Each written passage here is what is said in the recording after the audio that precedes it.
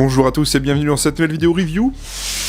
Et comme vous le voyez à cette boîte, aujourd'hui je vous présente une réplique de chez GHK. Et aujourd'hui nous avons le modèle Steyr-Haug A2 de chez GHK, oui. Vous l'avez vu dans le dernier unboxing, j'avais reçu une réplique de GHK et j'avais demandé la Haug. Ça fait déjà un petit moment que j'avais envie de tester cette réplique sur la chaîne, je sais qu'elle est bien pour l'avoir testée, et je vais vous dire pourquoi dans cette vidéo. Comme d'habitude avec GHK, on a une boîte plutôt simple. Le logo GHK au milieu, une boîte carton, le modèle exact qu'on a sur le côté avec une petite étiquette. Sinon ça reste une boîte GHK tout ce qu'il y a de plus simple.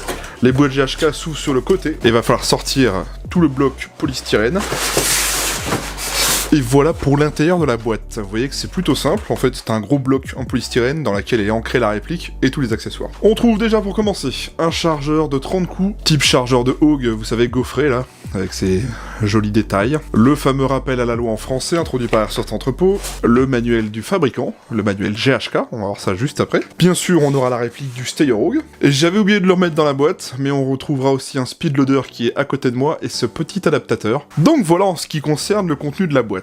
C'est plutôt correct et ça ressemble à beaucoup d'autres choses comme on l'a vu avec le G5, la GBBR, etc. Et voici donc la réplique du jour, le Steyr-Haug A2 GBBR de chez GHK. Une bien jolie réplique d'un Haug, et pour la première fois sur la chaîne en version GBBR. Petite mise au point pour commencer la vidéo. Déjà, vous allez sûrement me dire, ce n'est pas du tout un Haug A2, c'est un Haug A1 avec la lunette intégrée. Je suis totalement d'accord avec vous, sauf que la nomenclature GHK, elle est bien référencée comme Haug A2. Et la plupart des sites qui vendent la réplique ont aussi utilisé cette nomenclature, donc elle est bien vendue comme une Haug A2 alors que c'est bien une Haug A1 avec la lunette intégrée. La Haug A2, c'est la version avec le rail sur le dessus, là, on a un rail à la place de la lunette. Eux, ils l'ont appelé la version Haug A2 avec la lunette intégrée. Bon, je ne sais pas pourquoi, je pense que c'est une erreur de GHK, bref, c'est comme ça. Si vous voulez trouver exactement cette réplique sur les shops français, et même sur tous les shops d'Airsoft, eh ben il faudra la chercher en tant que Haug A2. C'est un peu bête, mais c'est comme ça. C'était la petite mise au point avant de commencer la vidéo, et maintenant on va faire l'historique de l'arme réelle. Le Steyr-Haug est un fusil d'assaut autrichien de type bullpup de calibre 5,56 au temps. Il peut basculer entre les modes de tir coup par coup et rafale continue de façon simple et rapide. Ce qui est un avantage pour un fusil d'assaut. Le Steyr-Haug est avec le FAMAS français l'un des premiers fusils d'assaut de type bullpup à avoir été massivement adopté par une force armée. Cette configuration lui permet de rester compact sans pour autant sacrifier la longueur du canon,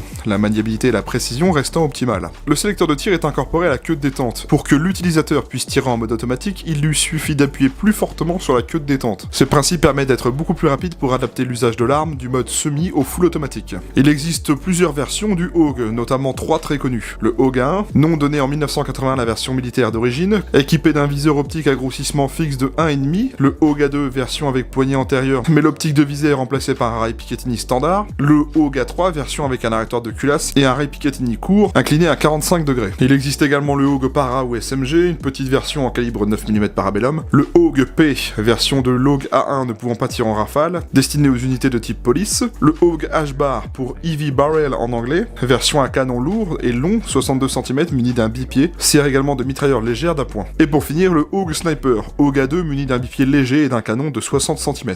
GHK est une entreprise basée à Taïwan depuis 2008, réputée dans le domaine de la fabrication de répliques d'airsoft à gaz, considérée comme par beaucoup la Rolls-Royce des GBBR, et ce à juste titre. La firme GHK propose ici une réplique GBBR du Haug A2, avec une construction en polymère très robuste pour de bonnes sensations de réalisme tant au niveau de la finition que du poids une fois dans les mains. Le Haug A2 GHK dispose d'un système blowback renforcé percutant, d'un système hop-up réglable, ainsi que d'une lunette de visée avec réticule non illuminée. Il dispose également d'une très bonne tolérance aux basses températures pour une réplique fonctionnant au gaz. La réplique est vendue avec un chargeur gaz polymère gaufré d'une capacité de 30 billes. Contrairement à la nomenclature du fabricant, cette réplique correspond au modèle A1 qui dispose également d'une lunette propriétaire. Voilà donc pour l'arme et la réplique. Bon, vous l'avez compris, aujourd'hui on parle d'un Haug A2, ou plutôt d'un Haug A1 on va dire. Commençons déjà la review avec le manuel. Voici donc le manuel GHK. Il est traduit déjà en 2 langues, chinois et anglais.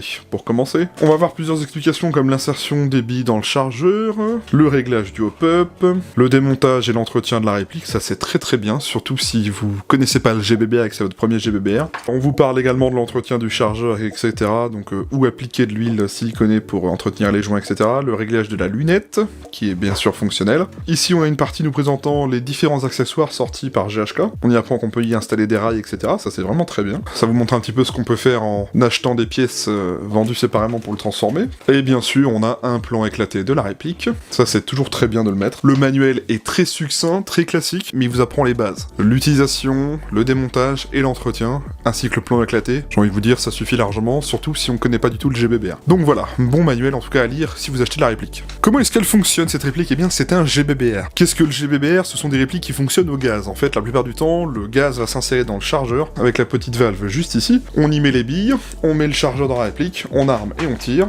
L'avantage du GBBR, c'est que ça reproduit le mode semi et full automatique comme un vrai fusil d'assaut, sauf qu'en plus de l'objet, eh ben, on a les sensations de tir. On a la culasse qui bouge à chaque tir, on a un petit kick très sympa, surtout avec ce haut, vous allez voir, un système d'arrêt de tir, etc. Et puis vous avez les vraies manipulations, c'est-à-dire que vous devez tirer le levier d'armement pour ramer la réplique, etc. comme sur un vrai. Donc en soi, c'est plutôt réaliste, c'est sûr. Malheureusement, si vous commencez l'airsoft, c'est pas ce qu'il y a de moins cher, au contraire. Vous allez voir à la fin de cette vidéo que cette réplique n'est pas donnée, et encore moins les chargeurs. Après, si vous cherchez le côté réalisme, oui, faut quand même viser le GBBR, surtout si vous voulez des sensations de tir. Donc ça se désigne GBBR pour Gas Blowback Rifle. Tapez donc Airsoft GBBR sur Google et vous trouverez des tonnes de modèles. Regardons la réplique de près, on va regarder s'il y a des petits marquages. Alors je sais qu'il n'y en a pas beaucoup, je crois qu'il n'y en a qu'un seul. Donc une belle réplique, de très bonne facture honnêtement, je vous le dis tout de suite, hein, c'est très bien fini. Et donc le seul et unique marquage qu'on trouvera, en tout cas sur la réplique, c'est ici. Mais voilà notre seul et unique marquage, GHK Airsoft A2. Vous voyez, il l'appelle bien A2. Voilà en ce qui concerne les marquages de la réplique, et on en a également sur le chargeur. Donc ici, un numéro 10 avec des petits numéros gravés. Là on a un 20, 10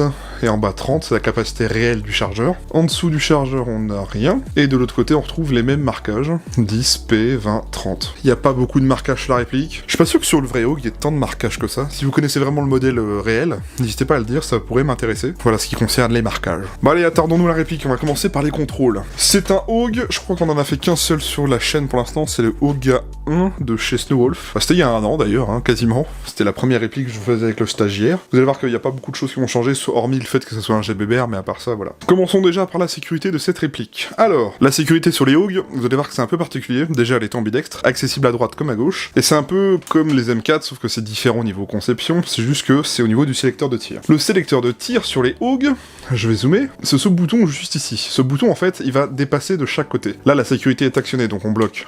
Vous voyez la queue détente. La sécurité ressort de l'autre côté, comme ceci.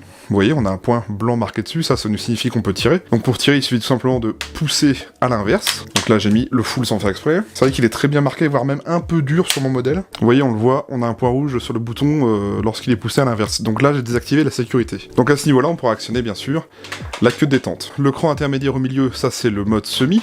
Donc là, on est que en mode semi. Et si on pousse complètement vers moi, vers la gauche, comme ça, là on aura le mode semi et full. Donc le mode dual stage trigger. Je vous l'avais dit avec le Hawk Snowwolf. Le Hawk a une particularité, c'est que en mode full, vous avez une dual stage trigger. Qu'est-ce que la dual stage trigger? En fait, c'est une queue détente à deux crans. Le premier cran, comme ceci, vous donnera du semi comme si vous étiez sur le mode semi. Par contre, si vous appuyez complètement sur la queue détente, vous aurez un deuxième cran qui sera le full automatique. Ça permet d'accéder rapidement d'un mode de tir à l'autre sans avoir à manipuler le sélecteur de tir. Premier cran, et deuxième cran ici. Vous verrez ça au test de tir à vie tout à l'heure, je vais vous expliquer ça, y a pas de problème. Donc rappel, sécurité avec sélecteur de tir et sélecteur de tir ambidextre. L'éjection du chargeur de cette réplique, eh bien, ça va se faire à l'arrière, comme c'est un bullpup, le chargeur est derrière la poignée. Pour éjecter le chargeur, c'est pas compliqué, c'est accessible de deux côtés. On a ce bouton juste ici qui vient très bien lorsqu'on épaule la réplique. Par exemple, pour un droitier, vous tenez la réplique comme ceci, et avec votre main gauche, vous appuyez sur le bouton avec le pouce, et vous sortez le chargeur, tout simplement. Alors au niveau de l'insertion et de l'éjection du chargeur, mon modèle est neuf pour le coup. Le chargeur tombe pas tout seul hein, si on appuie sur le bouton, hein. C'est à vous d'aller le chercher en tirant dessus. Et pareil, à l'insertion, là vous vous dites c'est bon il est inséré, mais pas du tout. Moi je suis obligé de rajouter un petit coup au cul du chargeur pour verrouiller le chargeur dans son emplacement. Regardez bien le Mac catch, il va se verrouiller ici. Voilà, là il est sorti. Je sais pas si avec le temps ça s'arrange. Mais moi, à chaque fois que je l'utilise, il faut que je lui mette un petit coup pour qu'il se verrouille. Si vous achetez cette réplique, pensez bien à vérifier qu'il est bien installé dans son emplacement, surtout au début. Au niveau des attaches-sangles, on en a deux sur cette réplique. Un à l'arrière au niveau de la crosse, vous pouvez pas le louper, hein, avec cet anneau métallique. Vous pourrez le reporter à gauche ou à droite, tout simplement, en le changeant de côté. Pour ce faire, c'est tout bête. On a le talon de crosse, on appuie dessus à l'arrière, on tire. On vient le reporter de l'autre côté, on rappuie, et voilà, vous avez changé l'attache-sangle de côté tout simplement. Donc moi, vu que je suis droitier, je vais le remettre à droite. Et donc à l'avant, vous avez un attache-sangle ambidextre, au niveau du canon, ici, au-dessus du canon. Vous pourrez attacher cette réplique à l'avant comme à l'arrière, c'est pas un problème, ça c'est très bien. À l'avant de la réplique, vous l'aurez remarqué, on a cette poignée qui va vous permettre de mieux manipuler la réplique, donc comme sur le vrai. Poignée qu'on peut positionner de trois façons. Une comme celle-ci, donc droite pour tenir la réplique comme il faut. Une intermédiaire comme ceci, et une complètement rabattue le long du canon. Donc pour l'utiliser c'est simple, on tire la poignée vers l'extérieur, elle est montée sur un petit ressort, hop, Par exemple ici on est verrouillé, vous voyez. Un tout petit peu de jeu, mais vraiment très léger. Faut faire attention à la goupille qui maintient la poignée dans son emplacement. Le levier d'armement sur cette réplique, bien sûr c'est un GBBR, donc c'est fonctionnel. Le levier d'armement il est du côté gauche, juste ici. C'est cette fameuse pièce qui vous permet d'armer la réplique avant de l'utiliser. Donc on va vers l'arrière, on peut le bloquer comme ceci, un peu comme le ferait un MP5 ou un type G3. Là j'ai tiré le levier, mais comme je n'ai pas de bille dans mon chargeur, vous voyez que la culasse s'est bloquée en arrière. Donc le seul moyen de déverrouiller la culasse, c'est soit d'avoir des billes dans le chargeur et de retirer le levier d'armement, soit d'enlever le chargeur et de tirer le levier d'armement. En fait, il n'y a pas de ball catch comme sur la version A3. On a un bruit très sympa avec le levier d'armement au passage. Vous voyez ? Très très cool en tout cas. Par contre le bruit du marteau quand on tire à vide est un peu ridicule, je vous l'accorde. Vous l'aurez remarqué sur cette version A1, on a une lunette intégrée, une lunette fonctionnelle qu'on pourra régler, avec tout simplement la molette ici qui vous permet de régler la dérive, et la molette ici, en dessous, qui va vous permettre de régler la hausse. Je vous montrerai avec une photo à quoi ça ressemble à l'intérieur. Bon là je vous filme une petite séquence de la vidéo pour vous montrer un peu le réticule, si j'arrive à le faire, vous voyez, ouais, ça donne ça. Je le fais avec mon téléphone parce qu'avec la caméra c'est un peu compliqué. Mais en gros voilà, le petit réticule de l'intérieur de la lunette c'est comme ça quoi. Et si vous regardez bien, juste au-dessus, on a un viseur un peu appelé viseur de secours. C'est un espèce de cran de mire avec un guidon qui vient directement au-dessus de la lunette. Petit élément sympa que je voulais vous montrer quand même. Donc voilà ce que ça donne en tout cas. C'est comme sur le vrai, c'est une lunette de grossissement fixe de 1,5. Et comme je vous l'avais dit au début, sur la version A2, la vraie version A2, ce n'est pas une lunette, c'est la même chose, sauf qu'à la place d'avoir la lunette ici, on a un rail Picatinny là. Sur cette version A1, parce que oui c'est bien un A1 et non pas un A2, on n'a pas de rail Picatinny d'origine. En sortie de boîte, pas trop d'accessoirisation possible, sauf si vous achetez les pièces que GHK a sorties plus tard, donc avec, comme je vous l'ai montré dans le manuel tout à l'heure. Pour finir, on a un pas de vis 14 mm CCW ici. On peut enlever le cache-flamme, hein, cache-flamme en métal. Et voilà, on a un pas de vis 14 mm CCW classique. Donc avec le petit canon interne qui dépasse un peu du canon externe. Et ça, c'est pas très gênant. Petit détail sympa pour ceux qui sont gauchers. Admettons que vous souhaitez rendre la réplique plus réaliste pour vous avec le faux éjectoire de chargeur. Vous pouvez prendre cette petite partie-là, en caoutchouc, voilà, comme ça, et la reporter de l'autre côté. Par exemple, si vous souhaitez voir la culasse bouger de ce côté-là ou de l'autre, ou avoir la fausse trappe d'éjection des cartouches en fonction du côté que vous souhaitez l'utiliser. C'est un petit élément simple qui permet de rendre la réplique plus réaliste, surtout si vous êtes gaucher. Et voilà donc pour les contrôles standards de la réplique, hein. Vous voyez que ça reste plutôt simple. La suite, on va parler du démontage canon rapide. Oui, parce qu'en fait ça va me permettre de vous montrer aussi le réglage au pub juste après. Comme sur le vrai AUG, vous avez une possibilité de démonter rapidement le canon, sans avoir à démonter toute la réplique entièrement. Pour ce faire, on va enlever le chargeur pour commencer, on va tirer le levier d'armement en arrière,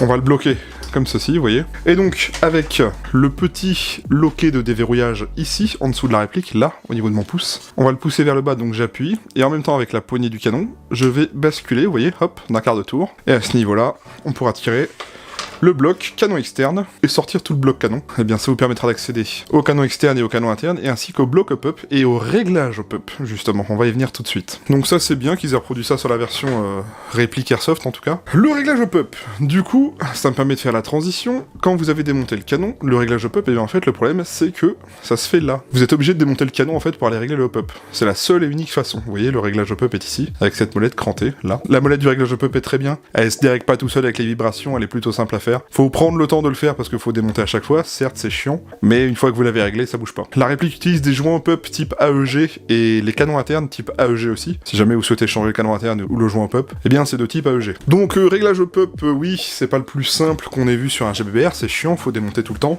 Mais comme je vous l'ai dit, une fois qu'il est réglé, vous y touchez plus et en théorie, ben vous n'avez pas à redémonter tous les 4 matins. Le hop-up d'origine est très bien en sortie de boîte, on y reviendra au test de tir. Dès qu'on fait du semi, zéro problème. Dès qu'on fait du full, comme je le dis à chaque fois avec les répliques GHK en sortie de boîte en tout cas, lorsqu'on fait un peu de full, j'ai l'impression que le joint d'origine est un peu trop dur, et ce qui fait qu'avec les perditions de gaz qui arrivent avec le full, ça refroidit le joint, et après ça plonge très vite. Mais sinon en semi, zéro problème. La 0.28 de la 0.30 en sortie de boîte, y a aucun souci. Le démontage et l'entretien de cette réplique. Bon, vous allez voir que c'est plutôt simple. Si vous avez peur de vous lancer dans le démontage pour l'entretien, sachez que le manuel vous indique comment faire de A à Z, hein, donc c'est pas un problème. Premier élément, déjà, il faut tirer le levier d'armement, comme on a fait pour le canon. Donc on va aller le bloquer. Voilà, comme ceci. Ensuite, on va à l'arrière de la réplique, on va pouvoir sortir l'attache-angle, parce que c'est un attache-angle qui fait office de goupille également. On va retirer le talon en caoutchouc. Pour ce faire, c'est pas compliqué, on tire tout simplement dessus. Voilà. À ce niveau-là, à l'arrière de la réplique, on va pouvoir sortir tout le bloc trigger, voilà, donc le bloc queue de détente en gros. Pour vous aider plus facilement, vous pouvez également démonter le canon. Ensuite, sur la réplique, on a ici, là, au niveau de mon index, ce gros bouton. Alors, c'est un peu dur, surtout la première fois. Donc moi, généralement, ce que je fais, je m'aide d'un outil, hein. Voilà, une fois que c'est ressorti de l'autre côté, eh bien on pourra désengager toute la partie avec la lunette vers l'avant. comme ceci. Donc là on se retrouve avec le corps. Et donc voici la mécanique interne. Élément mobile ici avec le nozzle. Donc le nozzle avec le joint de nozzle à bien lubrifier, bien sûr, hein, surtout la première fois. Moi je vous conseille de lubrifier tout cela correctement, et puis surtout la première fois, et puis c'est tout quoi. Voilà pour le démontage complet, l'entretien. Pour le remontage, on fait tout dans le sens inverse, c'est pas compliqué. Au passage, je vous montre un petit peu le bloc marteau. Voilà, avec notre mécanique interne. Petit point important pour la suite de la vidéo, vous voyez qu'au niveau du bloc marteau, ici, on a cette petite pièce juste ici. Hop, je vais la sortir. Donc vous voyez, ça. Eh bien, c'est tout simplement ça qui vous permettra de tirer à vide. Donc je vais l'enlever dès maintenant pour pouvoir faire le test de tir à vide juste après. Ne la perdez pas, vous voyez que c'est à peu près la même pièce qu'il y avait sur le G5 GHK. Vous voyez que c'est vraiment tout simple, faut juste suivre les instructions la première fois. La partie un peu compliquée, je trouve, c'est, comme je vous l'ai dit, le gros bouton à ce niveau-là, là, qui peut paraître compliqué à démonter la première fois. Bon, moi je l'ai déjà démonté 2-3 fois, et c'est toujours aussi serré, donc faut pas avoir peur, c'est tout à fait normal au début. Hein. Donc voilà pour le démontage et l'entretien. Eh bien, on va pouvoir faire le test de tir à vide. Et vous allez comprendre pourquoi j'ai sorti cette petite pièce de tout le bloc de queue de détente. C'est tout simplement cette pièce-là qui va vous permettre de détecter si votre chargeur n'a plus de billes ou non. Donc il bloquera la culasse en fin de chargeur. Si vous voulez tirer à vide avec cette réplique, en tout cas, c'est possible. Et ça, c'est bien d'y avoir pensé. Pas de billes dans le chargeur, on va le mettre dans la réplique. On arme la réplique. Vu que j'ai enlevé le système d'arrêt de tir, et vous voyez que la culasse ne s'est pas bloquée en arrière. Donc la queue détente, une fois qu'on a armé la réplique, on a un tout petit débattement, vous voyez, comme ceci, c'est très très léger. À ce niveau, j'ai une résistance, et après ça part. Mais c'est pas très prononcé, c'est pas très dur en vrai. Et voilà, le tir. Trigger reset, ici. On l'entend, c'est un petit cran. Hein. Là, vous voyez. Franchement, ça marche très bien. Hein. On n'a pas un gros mur très prononcé, je trouve. Le trigger reset est assez court, ce qui fait qu'on pourra enchaîner le semi, regardez. Que ça marche vraiment très bien. Qu'est-ce que ça donne si on va sur le full? Donc le cran de full, comme je l'ai dit tout à l'heure, c'est une dual stage trigger. Donc si on appuie une seule petite pression, on a le semi, vous voyez. Pourtant je suis bien sur les sélecteurs full. Par contre si j'appuie à fond sur la queue détente, vous voyez, on a le full. Le full au passage qui avoine pas mal. Hein. Au niveau des sensations, on a vraiment un bon kick avec cette réplique. Hein. Vous le verrez au test de tir, c'est un truc qui m'a marqué, parce que c'est la première fois que je prenais un AUG GHK dans les mains. Je crois qu'à ce jour, au niveau sensation, de tous les GHK que j'ai testés, c'est celui qui a le plus gros kick, je trouve. Plus marqué que sur le G5, plus marqué que sur la K. Ça marche bien, hein, c'est un bon kick, c'est très sympa au niveau sensation. Par contre, vous allez le voir, je sais pas si ça venait de mon gaz ou de la température extérieure au moment où j'ai fait les tests de tir, pas moyen de faire du full. C'est bizarre, en fait le cycle ne se faisait pas correctement. Du peu que je l'ai vu tirer en full, ça faisait le même problème que le G5 et la K, c'est que en full ça refroidissait très vite le joint et ça plongeait très vite. En semi zéro problème, mais en full pas possible. Les sensations de tir sont très présentes parce que je vous ai dit c'est le kick qui m'a le plus impressionné avec du GHK à l'heure actuelle. Pourtant j'étais pas avec du gaz spécialement élevé, hein, lorsque j'ai fait le test j'étais au 130 PSI, là j'y ai mis du 175 là pour vous faire la petite démo tout de suite. Puis comme c'est un bullpup, on a tout le système mécanique qui est vraiment au niveau de notre épaule, donc ça fait un bon kick sec et franc d'un coup, c'est très sympa en tout cas. Au niveau finition et matériaux de cette réplique, bon, avec GHK on n'a jamais été trop déçus, que ça soit la K ou la G5. Déjà sur cette réplique, on a une grosse majorité de plastique. C'est pas du plastique de merde, au contraire, c'est du nylon fibré, donc un plastique d'excellente qualité. Hein. C'est très agréable, on sent que c'est robuste et tout ça, mais là franchement ça inspire clairement la solidité, il n'y a pas de problème, c'est pas un vieux plastique qui plie quand on appuie dessus. Donc pour les parties plastiques de la réplique, on va voir tout ce qui est, toute la partie du corps en fait, avec la poignée juste ici, en fait tout le lower en fait est en nylon fibré, et avec la poignée avant ici, et la tige du levier d'armement également. C'est les seules parties en nylon fibré de la réplique, sinon pour le reste c'est du métal. Donc que ça soit la lunette, la partie mécanique en interne, le canon externe, le cache-flamme, le chargeur, l'attache-angle, le bouton de démontage du canon, tout cela c'est du métal, pas de problème. Au niveau finition, vous allez pas me dire que c'est moche, hein, c'est du GHK, c'est vraiment bien assemblé. Il n'y a pas de traces de moulage, pas de traces de bavure quelconque, à part au niveau des plastiques sur le corps, hein, vous voyez, on a une jointure entre les deux éléments en dessous, mais c'est très léger quoi. Le petit jeu que j'ai remarqué, c'est juste la poignée, je vous ai dit, c'est très léger, hein, mais faut surveiller dans le temps, voir ça s'accentue pas. Moi, au niveau des finitions, GHK m'a jamais déçu, hein, que ça soit l'AK ou le G5. Même point avec cette AUG. Très très bonne finition, honnêtement. On n'a pas l'impression d'avoir un jouet dans les mains. Ça pèse son poids, c'est presque 3 kg. Donc clairement, si vous avez envie d'un petit AUG GBBR, vous souciez pas de la finition avec ce modèle-là, parce que vous pouvez y aller les yeux fermés. Parlons maintenant des caractéristiques techniques d'origine. Alors, c'est une réplique de calibre 6 mm à propulsion gaz, disposant des modes de tir sécurité semi et full automatique. Annoncé par le fabricant à 1 Joule 5, soit à peu près 400 FPS en sortie de boîte. On verra au test chronie de toute façon. Elle fait une longueur de 700 mm, la longueur de son canon interne est de 508 mm, elle dispose d'un pas de vis 14 mm CCW intégré, elle pèse 2700 grammes, elle ne dispose pas d'oreille tactique Picatinny d'origine, son chargeur est en polymère et peut contenir 30 billes, elle dispose du hop-up réglable, elle dispose du blowback, elle est fabriquée entièrement en nylon fibré et métal, elle est de couleur noire et c'est fabriqué par par GHK. Bon, écoutez, on a fait le tour de la réplique. On va aller au test chronie et au test de tir et je vous retrouve juste après pour la conclusion. Allez, à tout de suite.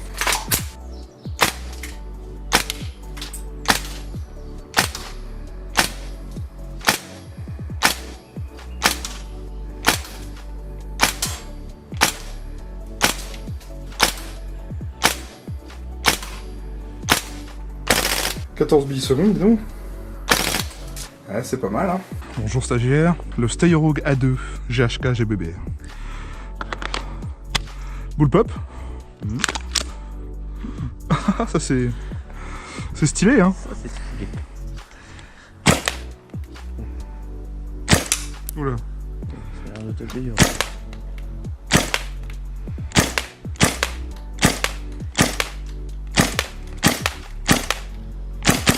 Toi ça kick, hein.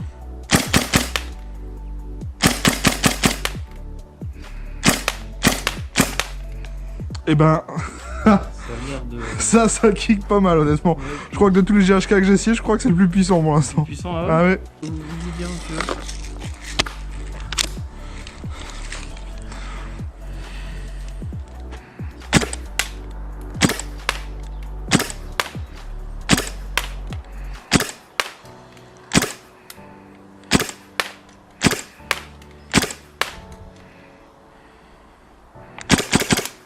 Ouais, je tire à côté.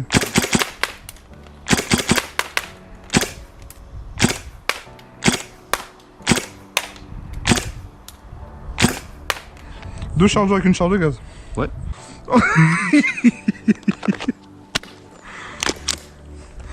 Ah putain.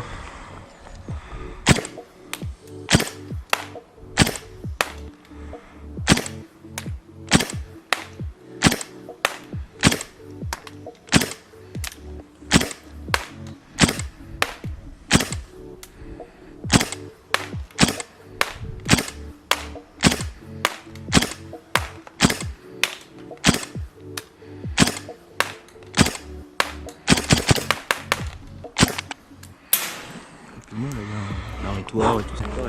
Mais sinon, il y va sans problème. Et je rappelle, c'est de la 28. Donc là, je vise à la lunette, donc...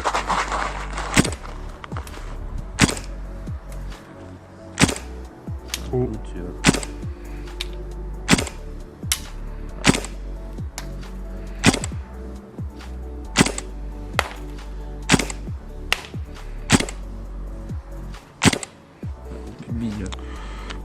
Ah. Chargeur qui veut pas.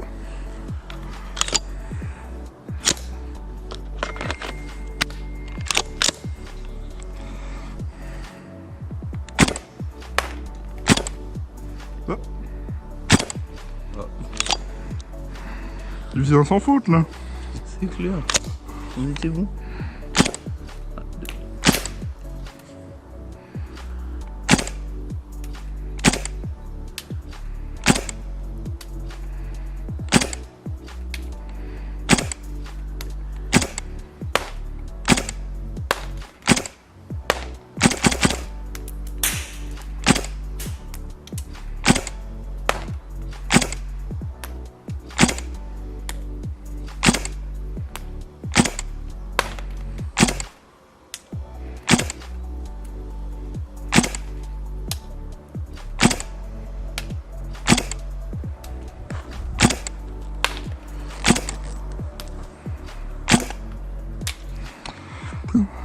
Et franchement, en portée, il est bien. Hein. Ouais.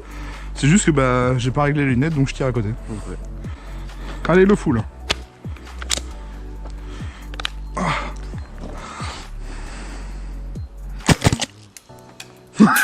C'était quoi ça? C'est quoi ce truc? C'est plus de mal, hein.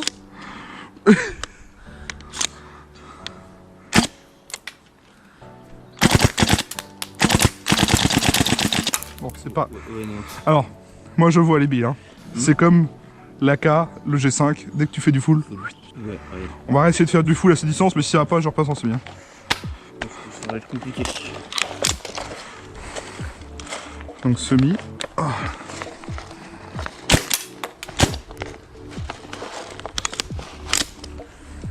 T'as plus envie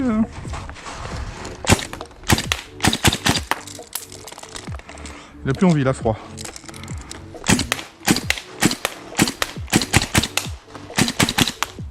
On pourrait essayer le full, mais... Même le bill à 10 mètres, on va voir. Ouais, et puis là on voit bien qu'on a refroidi la mécanique, là tu vois, ça commence à geler aussi. Steyr 2 GHK. Alors, qu'est-ce que je voudrais dire? Déjà il est beau en externe, Oui. Il a une très belle finition. En semi il tire très bien. On voit qu'il a de la portée, c'est pas le problème. Le souci, comme tout ce que j'ai testé en GHK, GBBR pour l'instant, c'est quand tu fais du full, et ben les perditions de gaz durcissent ton joint. Du coup ça plonge à genre 2-3 mètres. Mais en semi, RS, Oui, en non, semi il marche bien. Hein. En semi il a un kick. Ouais, Il est vraiment sympa. Donc je trouve que c'est quand même une très bonne réplique. Voilà.